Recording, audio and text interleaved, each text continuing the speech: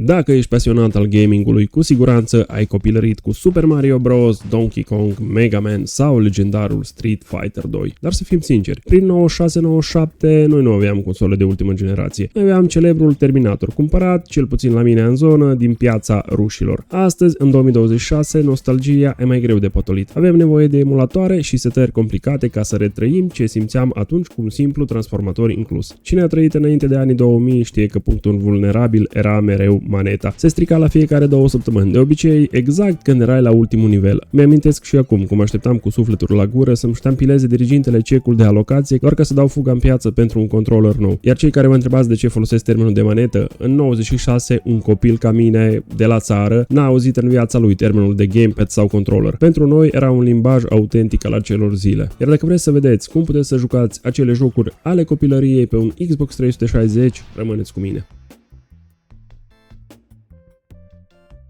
Salutare lume, hai să vă arăt cum instalăm niște jocuri de Nintendo pe un Xbox 360. O să folosim un emulator SNES 360, dar trebuie să vă precizez ceva. Acest emulator merge doar pe console modate RGH3, JTAG sau cu noul update, pentru care nu trebuie să fii mare electrician, ci doar are nevoie de un stick USB, și anume BAD Update. Iar dacă nu ai o consolă modată și vrei să faci cu update, am un tutorial aici. Iar dacă vrei să știi cum instalezi și niște jocuri gratuite pe consola modată, poți să vezi aici. Același mod de copiere o să-l folosim și astăzi. V-am făcut și clipurile anterioare în care v-am arătat cum instalați jocuri pe un Xbox 360 modat sau pe un PS3 modat. Nu o să vă zic de unde puteți să luați jocuri. Efectiv, nu e voie, dar nu e greu. O să le găsiți cu un simplu search pe Google. Bun, hai să începem. Tot ceea ce avem nevoie este acum pe ecran. Deci trebuie să aveți instalat FileZilla, după cum am zis. Dacă nu știți cum, intrați pe acel video, cum se instalează jocurile și găsiți acolo. După aceea, emulatorul propriu zis este acesta.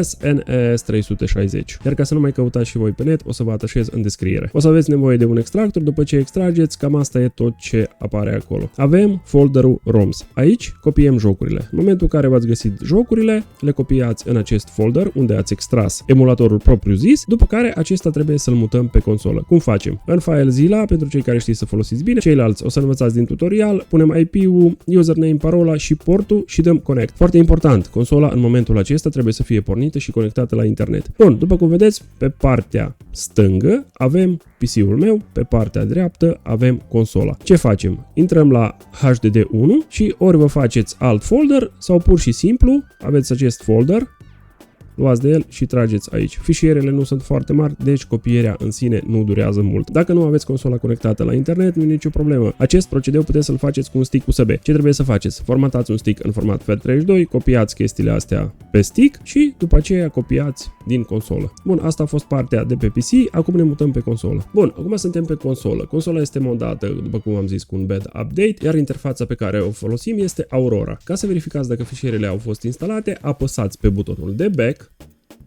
Mergem pe File Manager, la File Manager mergem HDD1 și verificăm. Avem SNES 360. După ce ați verificat dacă emulatorul este copiat, dăm pe butonul de Start, mergem la Content, iar aici o să adăugăm emulatorul în dashboard, ca să nu fim nevoiți să-l căutăm de fiecare dată prin fișiere. Deci la Content dăm dreapta, mergem pe Add, selectăm Change Location, așteptăm să se încarce și acum căutăm unde este emulatorul. Dăm HDD1, mergem în jos la SNES și acum nu mai intrăm în folder, ci apăsăm pe Y pentru a selecta. Mai departe, lăsăm pe Depth 2 și la Script Data selectăm Homebrew. Ok, și dăm Save. Ieșim, după cum vedeți, avem Scanning Content. Acum ne scanează contentul, trebuie să găsească emulatorul și, în mod normal, ar trebui să pună și coperta pentru emulator. Exact, după cum am zis, avem și emulatorul. De aici este simplu. Pornim emulatorul, se încarcă, ne apare opțiunea de a selecta drive-ul pentru salvări. Selectăm Hard Disk. Iar acum intrăm la Games ca să vedem ce jocuri avem. În mod normal ar trebui să ne apară toate acele jocuri care erau în folder. Dăm Games și avem așa: Contra, Donkey Kong, Looney Tunes. Foarte important, jocurile care doriți să le instalați trebuie să aibă extensia SFC sau SMC. Astea funcționează fără nicio problemă, probabil sunt și altele, dar trebuie să căutați compatibile cu SNES 360. Hai să testăm un joc dacă merge. Încercăm Donkey Kong. După cum vedeți, loading screen-ul a apărut. Trebuie să verificați după aceea controlele, dar sunt controlele destul de bine pe mapping. Avem butoanele de X, A, Start, Back. Aici apăsăm pe Start, mergem mai departe, a apărut Donkey Kong, apăsăm iarăși pe Start. Selectăm 1, 1 player, 2 players, 2 players, 1 player. Apăsăm pe A pentru confirmare.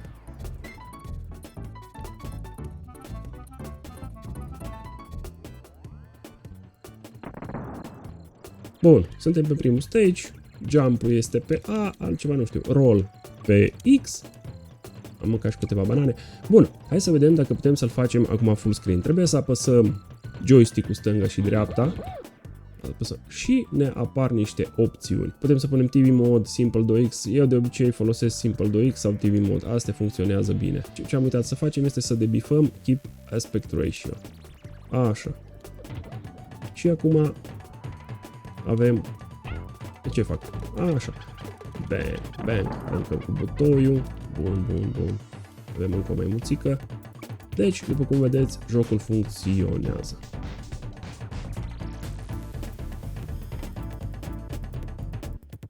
Ca să ieșim din joc, la fel apăsăm pe ambele joystick-uri, mergem la Exit Game și ne apare meniul cu celelalte jocuri. Hai să mai încercăm și Super Mario, Street Fighter. La unele văd că avem și preview, la altele nu. Hai să încercăm Super Mario All Stars.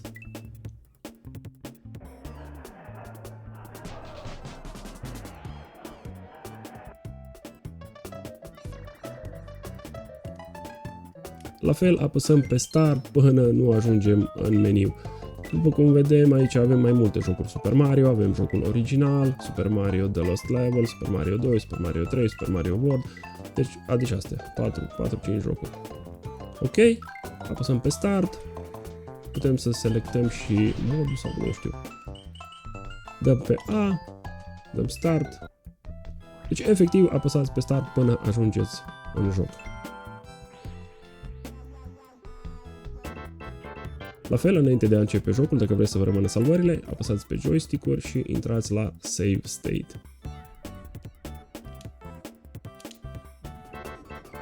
Bun, ia să vedem.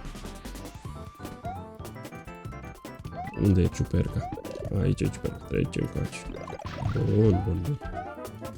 Deci cam asta e. După cum vedeți, jocurile funcționează. Și bang. Oh, floricica. Asta ce face? Tragem. Bun, bun. Șef de trib. Tragem. Michiduță. La ăștia le ziceam noi michiduță, că nu știam cum se numesc. Nu știam că scupas sau cum sărăcie se numesc ăștia. Bine, oameni buni, cam asta a fost un tutorial așa scurtuț pentru cei nostalgici. Dacă v-a plăcut, nu uitați să rupeți butonul de like, subscribe, lăsați și în comentarii dacă v-a fost de ajutor, dacă v-a fost dor de Super Mario și de Donkey Kong, mai ales de Street Fighter. Era un joc care îl jucam într-un local aici la noi, de-abia așteptam să fugim de la școală sau să mai fentăm 15 minute după ce ieșeam de la școală, să nu întârziem prea mult acasă. Iar asta a fost tot. Până data următoare, toate cele bune, v-am salutat!